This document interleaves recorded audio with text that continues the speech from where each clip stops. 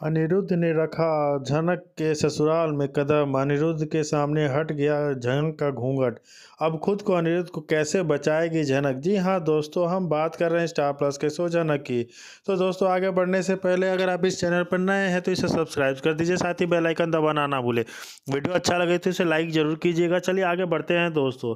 झनक का upcoming episode काफ़ी ज़्यादा धमाकेदार और इंटरेस्टिंग होने वाला है, क्योंकि आप देखने वाले हैं कि फाइनली अनिरुद्ध जो है गुजरात पहुंच चुका है।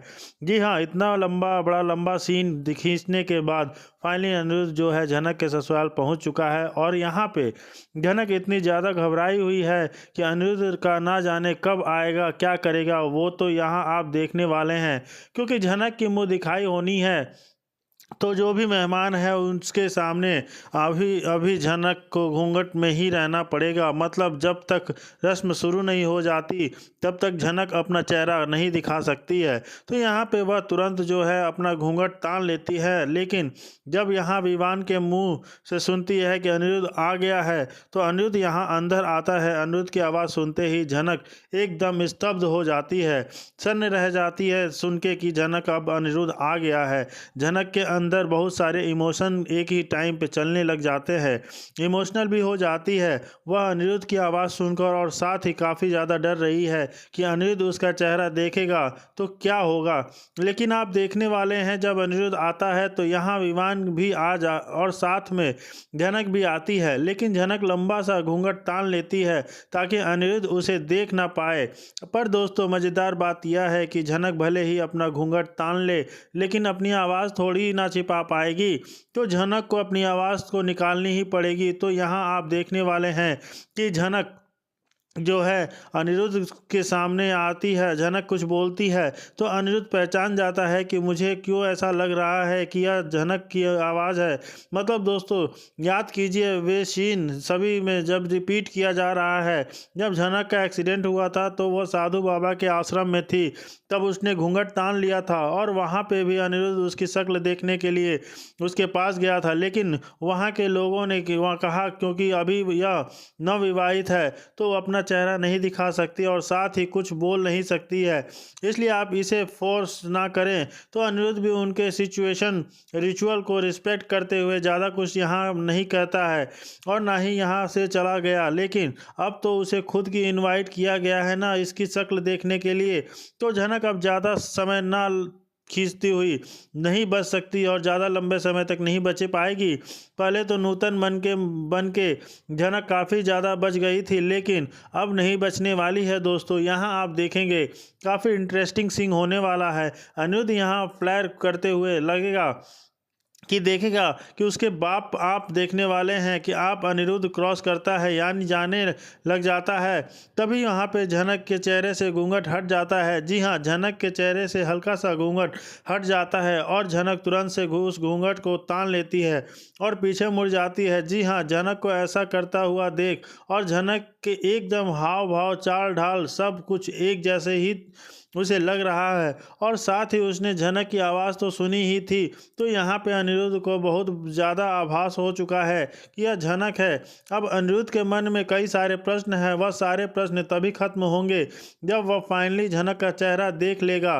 तो बस ज़्यादा लंबे समय इंतज़ार अब उसे नहीं करना है, उसे काफ़ी इंतज़ार कर लिया है। झनक बहुत हो गई लुका छुपी, अब झनक को सामने आना ही पड़ेगा। तो बस आप देखने वाले हैं एक एक करके विवान के सारे दोस्त आएंगे, रिश्तेदार आएंगे और यहाँ मुंह दिखाई की रस्म भी जल्द शुरू हो जाएगी। इधर मुंह दिखाई की रस्म शुरू होगी ना तो यहाँ पे अनिरुद्ध तब तक के लिए इसके घर में ही रुकने वाला है। जी हाँ, जो उसके घर में ही रुकने वाला है, घर में ही रुकेगा। और आप देखेंगे कि यहाँ पे जो झनक जो है अनिरुद्ध के लिए काफ़ी मेहमान नवाजी करेगी, यानी उसको अच्छा अच्छा खाना बना के देगी और बहुत सारी सेवा करेगी और करने वाली है। क्योंकि दोस्तों, अनिरुद्ध अभी इस घर में मेहमान है और यहाँ पे उसने कहा था कि 2-4 दिन तक रुकेगा। उसने अर्शी से कहा था कि 2-4 दिन रुक कर आऊँगा। तो बस यहाँ पे अनिरुद्ध 2-4 दिन के लिए रुकेगा। तो यहाँ पे झनक कैसे अपने आप को बचा पाएगी ज़्यादा समय तक। वेल दोस्तों, झनक को वैसे ही एक्सपोज हो जाने वाली है अपने मुंह दिखाई के रस समय, क्योंकि अपना चेहरा तो वो बिल्कुल नहीं बदल पाएगी। तो वह अनिरुद्ध जब झनक का चेहरा देखेगा तो क्या रिएक्ट करेगा, क्योंकि उसने मन में कई सारे प्रश्न तो चल रहे होंगे। तो क्या वह इंस्पेक्ट करेगा, तो सारे क्वेश्चंस करने वाला है, या वह थोड़ा सा समय देगा झनक को। इस बार का विश्वास करने वाला है झनक पे, क्योंकि हर बार अनिरुद्ध बिना कुछ सोचे समझे झनक पर ब्लेम कर देता है, हमेशा उसे कसूरवार समझ लेता है। तो क्या इस बार अनिरुद्ध चांस देगा झनक को अपने सभी चीज़ों का एक्सप्लेनेशन करने के लिए? और जब उसे यह खबर लग भी जाएगी कि चलो फाइनली झनक तो है जो है मिल चुकी है, यानी झनक यहीं पे है, तो क्या इस बात की इन्फॉर्मेशन वह आदित्य कपूर को भी देने वाला है? अब दोस्तों सोचिए, आदित्य कपूर को भी जब यह खबर लगेगी कि चलो झनक मिल चुकी है गुजरात में, तो वह कभी भी काफ़ी शॉक्ड होगा कि इस तरीके से झनक ने क्यों किया। अगर झनक को हमसे दूर जाना ही था तो इसे ऐसा नहीं करना चाहिए था। एटलीस्ट हमें बता देती, हम उससे नहीं मिलते, हम उसे किसी सेफ प्लेस पर रखते। लेकिन झनक इस तरीके से वहाँ रहेगी, हमने कभी एक्सपेक्ट नहीं किया था। और यह तो सब छोड़ो, झनक ने शादी कर ली। जी हाँ दोस्तों, झनक ने शादी कर ली। न यह बात दोनों में से किसी को भी डाइजेस्ट नहीं होने वाली, मतलब ना तो अनिरुद्ध को ना ही आदित्य को। चलो झनक उनसे दूर चली गई है, छिप कर रह रही है, किसी के नज़रों के सामने नहीं आना चाहती। यह बात इन दोनों के फिर भी समझ में आएगी कि झनक किसी से मिलना नहीं चाहती है, क्योंकि सब लोगों ने काफ़ी ज़्यादा उसका दिल दुखाया है। वह काफ़ी ज़्यादा परेशान है, अपने पिता के मौत के बाद उसे काफ़ी नुकसान भी हुआ है। और रही बात उसके पिता के गुनहगारों की, तो उन्हें भी अभी तक कोई सज़ा नहीं मिली है। दोस्तों यहाँ पे कब उन्हें सज़ा मिलेगी, ना जाने कब क्या होगा, कुछ नहीं पता, क्योंकि मेकर्स अभी यहाँ नई नई स्टोरी को लाए जा रहे हैं, नए नए कनेक्शंस को बनाए जा रहे हैं। लेकिन जो पुराने कनेक्शन है, सृष्टि मुखर्जी खुलेआम घूम रही है, बृजभूषण भी खुलेआम खौफ में है नहीं है, वह भी खुलेआम घूमा जा रहा है। आखिर उनकी कोर्ट हियरिंग का क्या हुआ, क्या कानून उन्हें सज़ा देगा या नहीं देगा? दोनों लोग जो है एक एक मर्डर करके बैठे हुए हैं, तो जब यह लोग इतना बड़ा कांड करके बैठे हुए हैं तो कानून उन्हें सज़ा क्यों नहीं दे रहा? दर्शक यह देखना चाहते हैं। वेल दोस्तों, दर्शक को तो यह भी देखना चाहते हैं कि सुबह एक्सपोज हो गया, सुबह एक्सपोज होगा। तो चलो यहाँ पे मेकर्स ने दर्शक की बात मान ली है और सुबह को एक्सप्रेस कर दिया। लेकिन दोस्तों इस सीन में काफ़ी ज़्यादा फ़नी और इंटरेस्टिंग बनाया गया है, जिसे देखकर काफ़ी ज़्यादा मज़ा आ रहा है, क्योंकि ये लोग एकदम सेठ सेठानी की तरह रहा करते थे, दूसरे पे हुक्म चलाते थे। इनमें के पास जो पैसा था उतना ज़्यादा उनको घमंड था, एटीट्यूड था कि किसी को भी अपनी नज़रों के सामने कुछ भी नहीं मानते थे, सबको अपने पैर की धूली समझते थे। लेकिन जब से लालौन के हाथ घर आया है, इन सबकी खबर तो मिट्टी में मिल दिया है। लेकिन आप देखने वाले हैं, बिपाशा के अंदर अभी भी बहुत ज़्यादा अकड़ है, वह लालौन से बहुत ही ज़्यादा जबान भी लड़ाती है। लेकिन बात करें सुबह की, तो सुबह बेचारा कुछ बोल नहीं पाता, क्योंकि उसके हाथ से सब कुछ छीना जा चुका है, वो केस हार चुका है, उसके हाथ से यह घर चला गया है, उसके सर पे छत नहीं है। अब उसे जो है लालौन का नौकर बन के रहना पड़ेगा, और इनफैक्ट अब वो गुलामी भी कर रहा है, तो कुछ भी नहीं बोलता। लालौन को जो ऑर्डर देता है उसे सब मानना पड़ता है। और रही बात तनुजा की, तो तनुजा ये सब चीज़ बिल्कुल भी करना नहीं चाहती है, लेकिन क्या करे, वह अपने पति के कर्मों से बंधी हुई है। उसके पति ने जो भी कर्म किए हैं, अब भुगतना तो दोनों को साथ में ही पड़ेगा ना।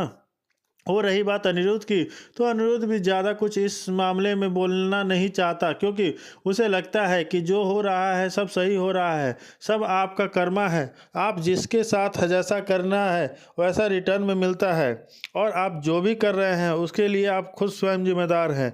चुपचाप भुगे दिए और शर्मिंदा जताए, लोगों ने जो कुछ किया गलत की, आप फिर कभी किसी के साथ ऐसा नहीं करेंगे।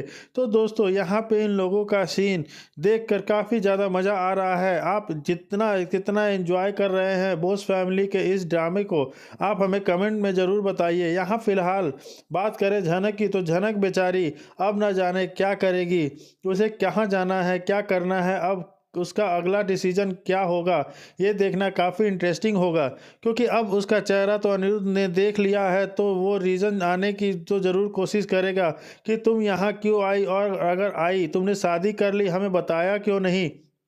तो दोस्तों, यहाँ आप देखने वाले हैं कि इन दोनों की केमिस्ट्री देखकर विवान को भी थोड़ा सा अजीब लगेगा, मानो ये दोनों एक दूसरे को पहले से जानते हैं। डॉक्टर विवान यहाँ ये पर पता लगाने की कोशिश करने वाला है कि झनक क्या पहले से अनिरुद्ध को जानती है। मतलब झनक ने उसे कहा था कि हाँ, मैं एक दो बार कोलकाता गई हूँ, तो क्या वह वहाँ पे अनिरुद्ध से मिल चुकी है, और क्या अनिरुद्ध भी झनक को जानता है। लेकिन हम आपको बता दें, जब डॉक्टर विवान डायरेक्ट सवाल करेगा ना अनिरुद्ध से कि तुम झनक को जानते हो, यहाँ अनिरुद्ध साफ साफ मना कर देगा कि नहीं, मैं नहीं जानता। क्योंकि दोस्तों, अभी अनिरुद्ध को ही नहीं पता कि झनक यहाँ क्यों आई है। तब तक वह विवान झनक के मन की बात ना समझ ले, ना जान ले, वह किसी को भी कुछ भी नहीं बताने वाला। तो पहले तो उसे खुद ही समझ में नहीं आ रहा है कि यह सब हो क्या रहा है। झनक ने इतनी अचानक शादी क्यों कर ली, इतना बड़ा डिसीजन इसने चुप चुप के तरीके से क्यों ले लिया। और दूसरा चीज़ यह देखेंगे आप, अनिरुद्ध ये सब कुछ नोटिस करेगा कि इसकी सारा सास बहुत ज़्यादा जालिम है। जी हाँ, काफ़ी ज़्यादा काम करवा रही है यहाँ पे झनक से, काफ़ी हुक्म चला रही है उसके ऊपर, और झनक की यहाँ चुपचाप सारे काम किए जा रही है। मान रही है। आखिर क्या मजबूरी थी झनक की यह शादी करने की। तो झनक को इतने दुख और तकलीफ में देखकर अनिरुद्ध को भी बहुत बुरा लग रहा होगा, क्योंकि जो उसकी माँ होगी ना केतकी, वो झनक को एकदम नौकरानी की तरह काम करवाएगी। दोस्तों, जब से यहाँ पे झनक अमेरिका से आई है, मतलब उनको बताया गया है कि झनक अमेरिका से आई है, तब से वह हर दिन झनक को कुछ न कुछ काम दिए ही जी जा रही है। झनक को बिल्कुल भी यहाँ पे वह शांति से बैठने नहीं दे रही है। झनक की जिंदगी को एकदम परेशान करके रखा है। विवान बीच में आता है अपनी माँ को टोकने के लिए कि इतना परेशान कीजिए कि लेकिन यहाँ पे केतकी ने अपने मन में बिठा के रखा है कि इतने अगर इस घर की बहू बनने का डिसीजन लिया था ना, तो अब इसमें घर